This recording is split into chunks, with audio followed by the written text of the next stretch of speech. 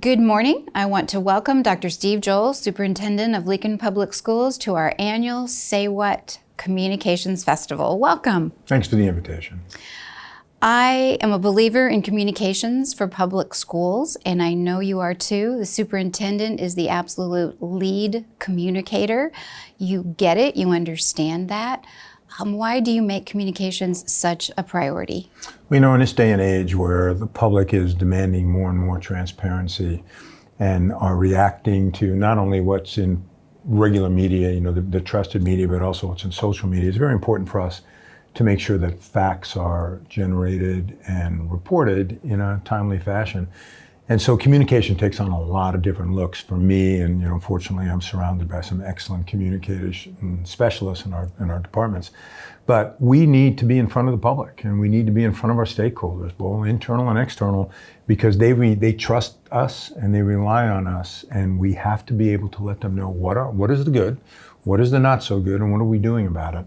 And one of the things I learned a long time ago is that when we stand accountable for the work that we're doing, the trust grows proportionally. And I feel as strongly about that today as I did 15 years ago and 25 years ago, that we have to tell our story, but yet we have to tell it in a very human way and in a way that people can understand, so that we're not using all those acronyms that are so confusing and confounding. So you talk about telling stories. The mission statement of LPS Communications is we help tell the stories of Lincoln Public Schools, and you are a natural storyteller.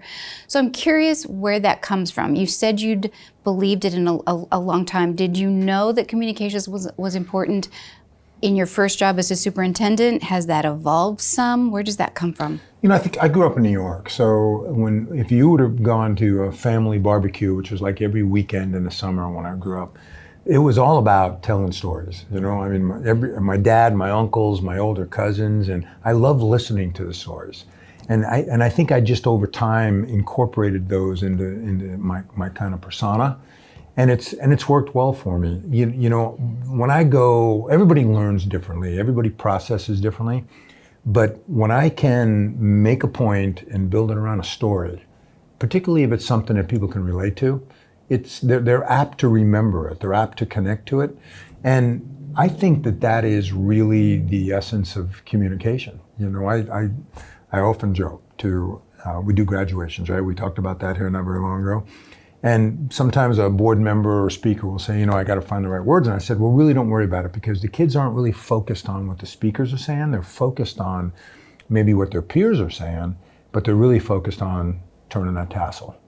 And so I think we have to pick and choose where we go. And I've had this incredible life experience, beginning from how I grew up in New York, and neither one of my parents was had a high school diploma, to Doane College, to Lincoln, Nebraska, and all along the way, I've begun to archive just stories that I think have defined me, but have defined others, and really are educational centric. You have some good stories to tell. You also mentioned honesty and transparency is so very important. Why do you care so deeply about that particular aspect of communications? Because I've seen too many times across the country and even in our state when administrators and or boards of education or city officials, county officials, state officials try to not say what actually has occurred, and then they pay an incredible price later on. And as painful as it is to stand up and say we made a mistake or we didn't do this right, that is without question in my mind the absolute right thing to do. And so there's a short-term pain there for a long-term gain. People respect that. They do. See, I don't have any problem saying I'm sorry. I don't have any problem saying I apologize, or boy, I made a wrong decision. I made plenty of wrong decisions in my life. But it's how you message that matters. As opposed to, when I first came into the world as a superintendent, the superintendent was supposed to be all omnipotent, right? Yes. We had all the answers. We were tough. We didn't show emotion. There was no vulnerability on our part. And people looked at us as these, kind of iconic statues. And in reality, we wear the results of the school district as deeply as anyone. And so we have to tell that story, and we have to be transparent about it. And as you know, in the 9 great years that we've worked together, we've had some really incredible challenges, things that we could have never predicted. But in the end, whether it was a press conference or a press release or news stories or going on the radio or whatever, we told it the way it happened. And I think over time, in 9 years, I think our district is much more respected as a result of it. Doesn't mean everybody agrees with everything that we've done, but they respect us for being accountable for it. And trust us, which I think is all about trust. Part of communications also is not just talking at people, but listening. We talk a lot about engagement. Why is engagement also an essential part of the way we communicate? Well, so one of the things that I learned early on was that, we learn by listening, right? So if I want to get to know somebody, I have to lead with questions.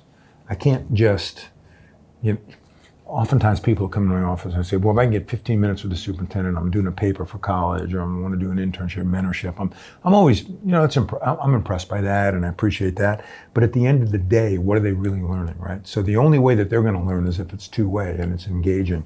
And we can't ask people to come up to LPS and serve on, how many committees do we have in a given year? And just listen to us, right? Nor can we go to a group with a plan and all we want it to be is vetted. So whether it's the Community Advisory Council that I have, or some of the content area groups that we have, and other community groups, the reality of it is it has to be two-way. And we're going through this SBAC, right? If somebody would have said to me, next bond issue, Dr. Joel, what do you think should be in it? I could have rendered that opinion pretty quickly, but I can tell you it's taking a different shape right now. Why? It is. Because it's a legitimate process. And so engaging really is, we want good people to come to our tables with good ideas, and we're going to help those ideas be defined, but then also at the end of the day, let's come up with a collaborative consensus. And that's what SFAC, Superintendent's Facility Advisory Council, is going to give us in August. And I'm so excited about that. And it's not my plan.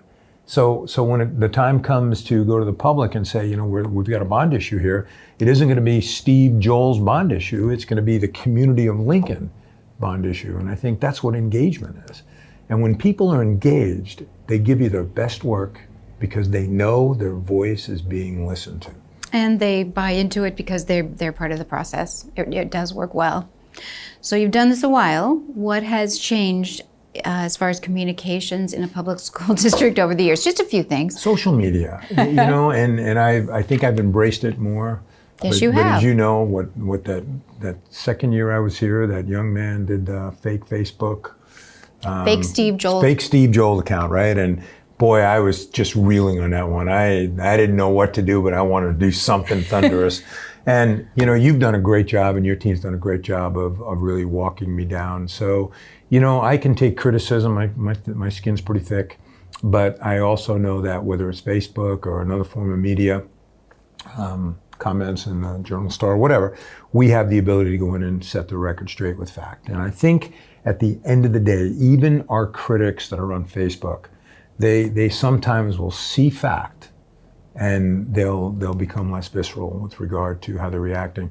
And so that's been a major change, and I actually now am following some discussions, community discussions that are political, and I find it to be really enlightening, and I find it to be two-way and very engaging. So I get that's real engagement, because people who are being loud in social media are not able to, nor do they want to come into a public setting, but we have an opportunity to at least get fact out there so that the vast majority of the people in this community support us, they hear from us.